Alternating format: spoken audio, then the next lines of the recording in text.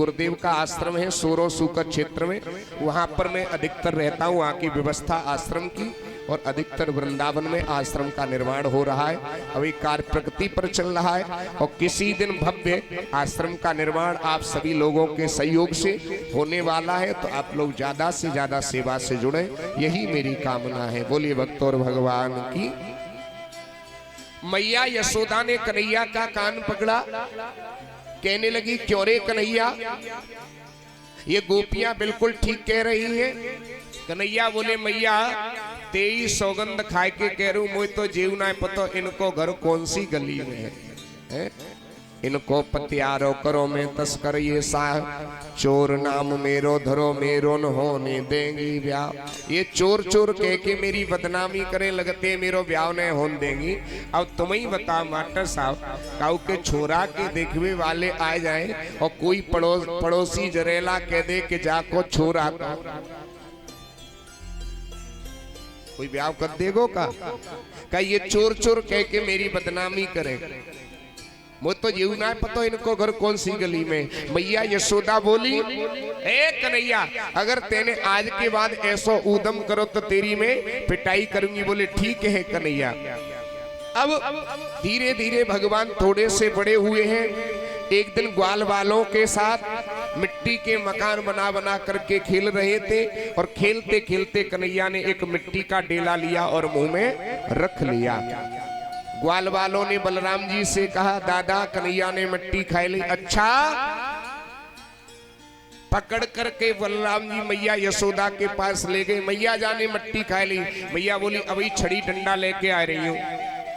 अब धीरे से कन्हैया ने बलराम जी से कहा क्यों भैया दादा तुमने हमारी शिकायत करी ना कि हमने मिट्टी खाई, खाई नहीं तेने कि तो हम शिकायत करेंगे कि चलो मैया मैंने तो मिट्टी खाई, लेकिन बलराम भैया तो रोज भांग के गोला खावे। अब बलराम जी ने सोचा जाके पिटाई तो बाद में होगी, पहले हमारी है जाएगी।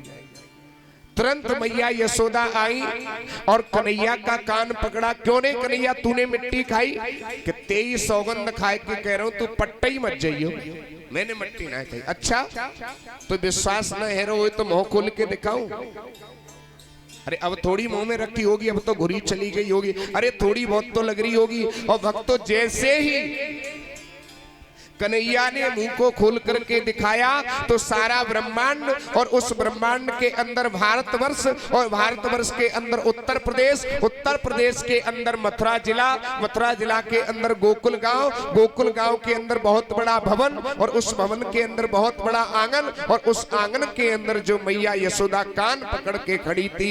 ये दृश्य भी जब मैया यशोदा ने कन्हैया के मुंह में देखा तुरंत मैया के हाथ जुड़ गए कि मेरो लाला तो साक्षात भगवान है। कन्हैया ने सोची पहले तो बच्ची गई, अब जरूर अलमारी में बैठा देगी। माया को आदेश देकर के सब कुछ बुला दिया। मैया बोली लाला अवई मैंने तेरे मुंह में कछु देखो, कौना सपनों देख रही होगी।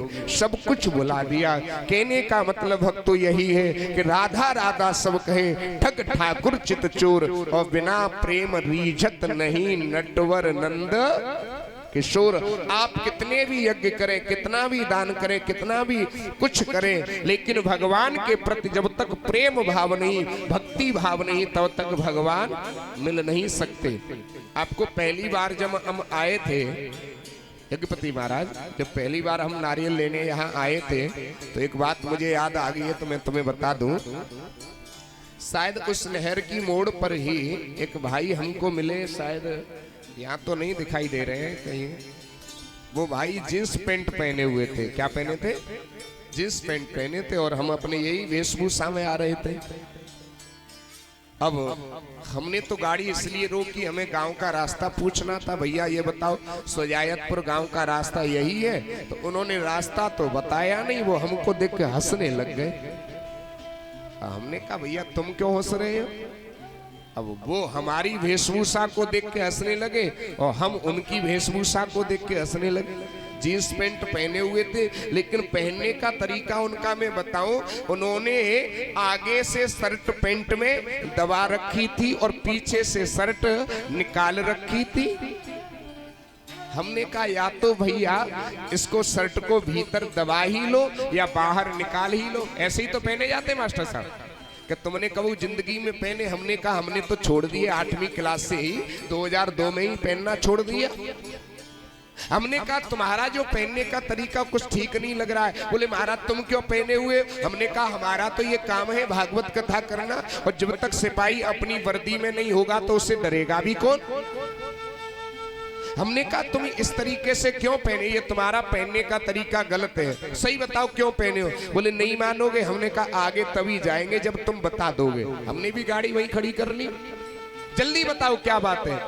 तो उस भाई ने, भाई बुरो न मानियो यहाँ बैठे हो तो कोई, हाँ, अब उस भाई ने अपनी शर्ट आगे से खींची और बोला गुरुजी मैंने आगे से शर्ट इसलिए दबा रखी है कि मेरी शर्ट फटी हुई है। क्या है?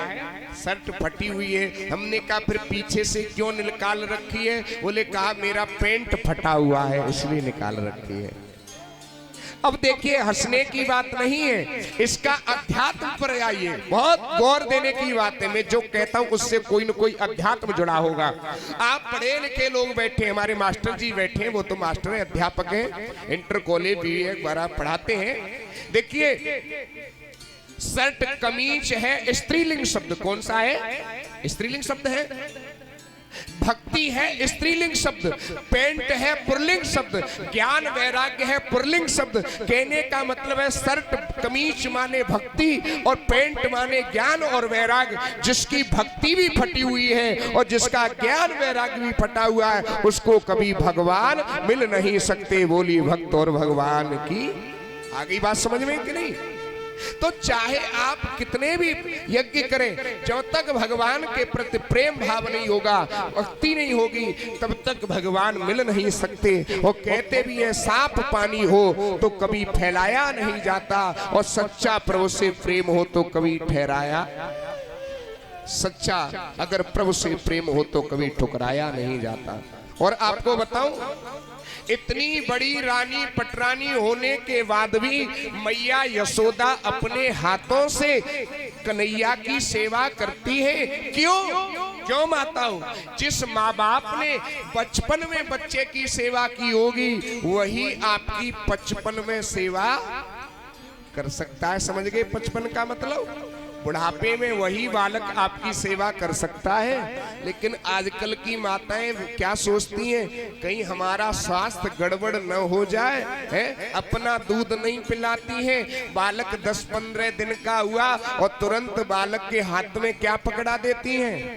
क्या पकड़ा देती हैं? क्या पकड़ा देती हो? बोतल। क्या पकड़ा देती है? बोतल, है ना? अब तुमने छोटेपन पर ही बोतल हाथ में दे दी तो बड़े हैवे पे कछु और ना करेगो, क्या करे हो? बोतल ही लगाएगा। और बोतल वाले तुम्हारी सेवा करें, वो सेवा नहीं तुम्हारी डंडे वाली सेवा करेंगे।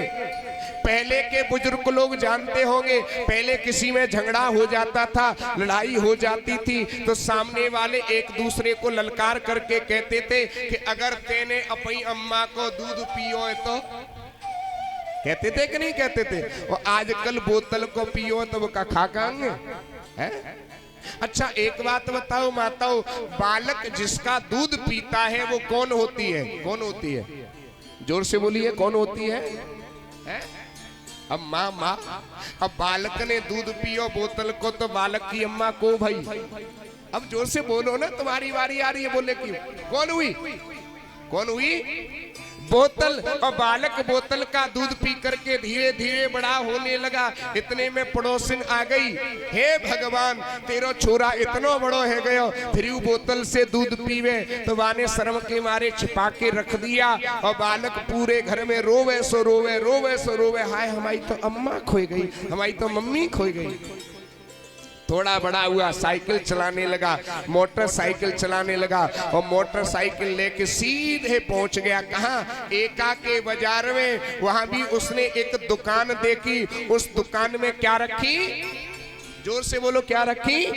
बोतल। बालक कहने लगा हम अपनी अम्मा घरे ढूंढ रहे, अम्मा हमारी यहाँ बैठी है। अब उस बोतल को तो छोड़ दिया, उस बोतल को पीने लगा। अब ज्यादा जब पी तो क्या हुआ, 30-35 साल में अंदर के गुर्दा गल गए और घर वाले एम्बुलेंस में डाल करके सीधे दिल्ली एम्स हॉस्पिटल ले गए।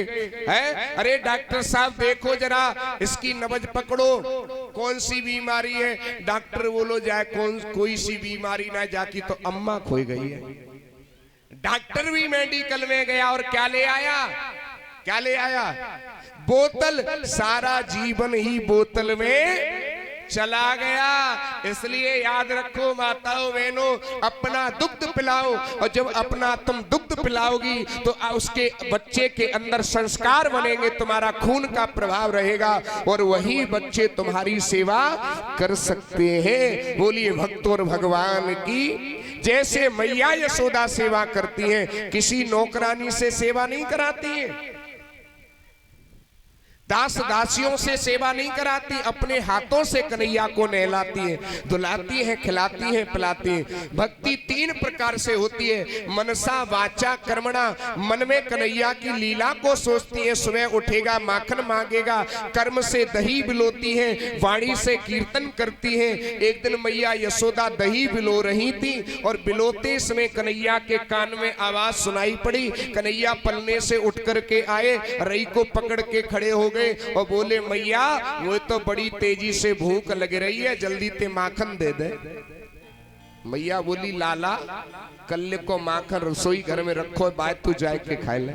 नहीं मैया वो तो अभी चाहिए, ताजी चाहिए, जायमित चाहिए। रई को पकड़ के खड़े हो गए। अब मैया बड़ी परेशान। मैया बोली लाला माखन से बढ़िया तेरे हाथ में कोई चीज दे दूं तो, कि जल्दी बता कि ऊपर देखियो, ऊपर चंद्रमा निकला हुआ था। ये क्या चीज है? का ये है चंदा मामा।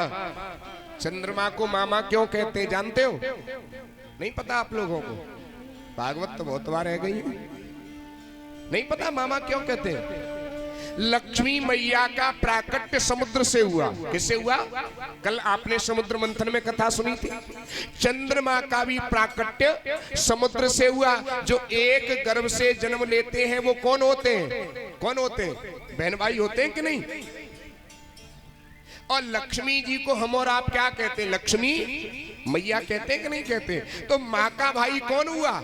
मामा। इसलिए चंद्रमा को मामा कहा जाता है। जान गए कि नहीं जान गए? जो बात समझ में नहीं आए पूछ लिया करो, ठीक है? हाँ, अकेले में पूछ सकते हो, लेकिन तुम लोग दिमाग में टेंशन देने पहुंच मत जाना। बोलिए गोविंद भगवान की। हाँ, इसलिए चंद्रमा को जगमामा कहा जाता है। कहा मैया मुझे तो चंदा मामा चाहिए। अब तो रई को पकड़ के मचल गए। तो मैया यशोदा ने क्या किया, एक परात में पानी भर के रख लिया। पानी की परछाई दिखाई देने लगी और कन्हैया खेलने लगे। और खेलते खेलते एक हाथ ऐसे मारा, मैया ये तो पानी है। फिर रई को पकड़ के खड़े हो गए। मैया मुझे तो चंदा मामा चाहिए। मचल गए। मैया बोली दारी के चाहे कच्चू कल्ले में तो चंदा लाए के नहीं दे रही। अब मैया को भगवान धमकी दे रहे हैं। क्या कह रहे हैं कि मैया में तो चंद्र खिलौना लई हो। मैया मुझे तो चंदा मामा चाहिए। मैया बोली चाहे कच्चू कल्ले में लाए के नहीं दे रही। पहली धमकी दे रहे हैं कि सुरभि को पय पानन करी हो। हे मैया अगर तूने चंदा मामा ला करके नहीं दिया तो मैं सुरभि गाय का दूध नहीं पीऊंगा। क्या नहीं करूंगा? दूध नहीं पीऊंगा। मैया बोली मत पीवे दूध वैसी तो तू दुबलो पतलो 1.5 हड्डी को। हमारे संग में जो गोविंद भैया है? मत पीवे दूध। मैं बलराम को पिला दिया करूंगा। अच्छा ये बताओ कल हमारे कमरे में दूध पहुंचा था कि नहीं? आया था? दूध आया था? अच्छा, और फिर दूध किसने पिया था भाई? अब ईमानदारी से हम इतने थक जाते हैं कि सो गए रात को, शायद 10-11 बज रहे होंगे और गोविंद जी के हाथ में पूरे दूध का जग। अब सब लोग तो सो रहे, अब हमको भी गए, ऐसा न हो कि महाराज जी जग रहे हो, हम बेहोशी में वैसे पड़े हुए थे, बोले महाराज जी दूध पियोगे? हमने कहा बेटा हमें तो नहीं पीना है, तो हम तो सो गए। फिर हमें नहीं पता क्या हुआ, और सवेरे देखा तो पूरा जग हमको खाली मिला और श्रीमान जी चढ़ा के सो गए। बोलिए गोविंद भगवान की। हम कह रहे जग चोना रे, तो बताई कि महाराज जी सब लोग बोले, पंडित जी बोले हमें तो दूध मिलो ही ना, अकेले गोविंद राम जी पी गए। बोलिए भक्त और भगवान की। तो बोले कि हमने कहा यहीं से तंदुरुस्त होके जाओगे क्या है?